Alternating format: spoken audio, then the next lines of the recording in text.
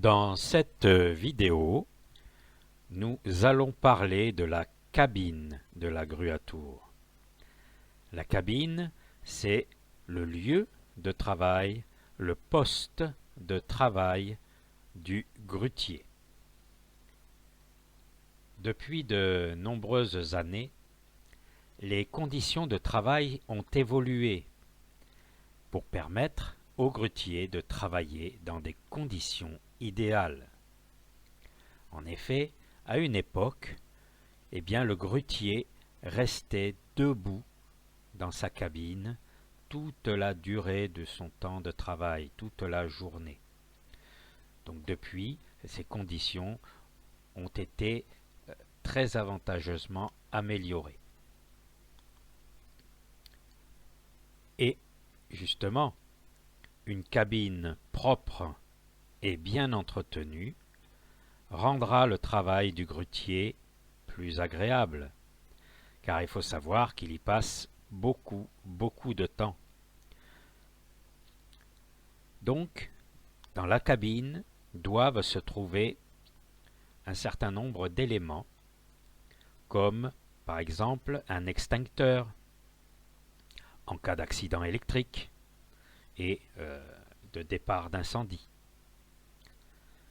On doit y trouver également la plaque de charge qui donne au grutier les renseignements lui permettant de soulever des charges à différentes portées.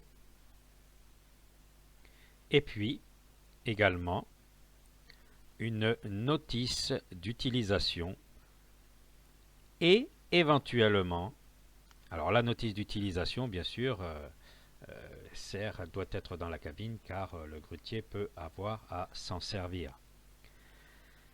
Et éventuellement donc un harnais de sécurité avec double longe permettant l'accès sur la flèche, éventuellement aussi, afin, par exemple, de retendre le câble de distribution.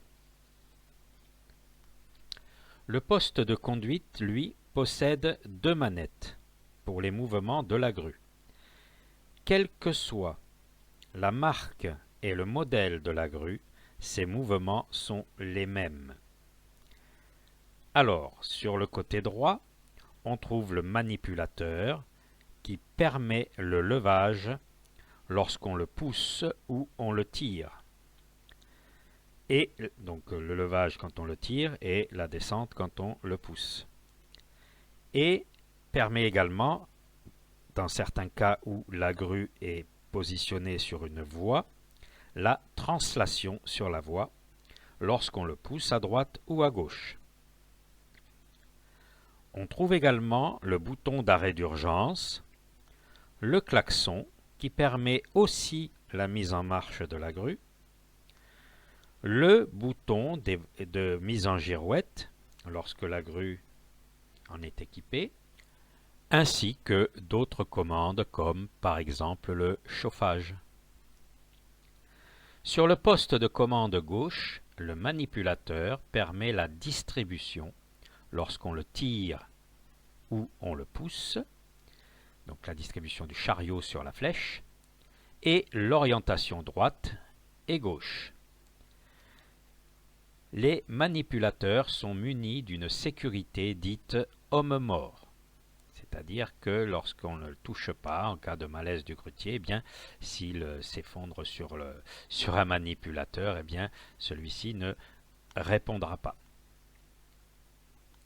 Sur le poste de commande de gauche, on trouve également le bouton de frein d'orientation qui permet de bloquer la flèche lorsque la grue reste longtemps en station.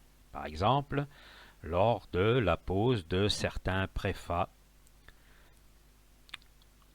comme des poutres ou des accrotaires, des préfats, des garde-corps de balcon, etc. Donc on est amené, parce que les ouvriers mettent un peu de temps, ce sont des manipulations délicates, donc s'il y a un peu de vent, on met ce frein d'orientation qui permet de bloquer la flèche. Le bouton de commande aussi, on peut trouver le bouton de commande permettant le changement de mouflage, ainsi que d'autres commandes comme par exemple ici sur l'image, le bouton permettant d'actionner les essuie-glaces. Le poste de commande est également équipé d'aides à la conduite, dont nous reparlerons dans une prochaine vidéo.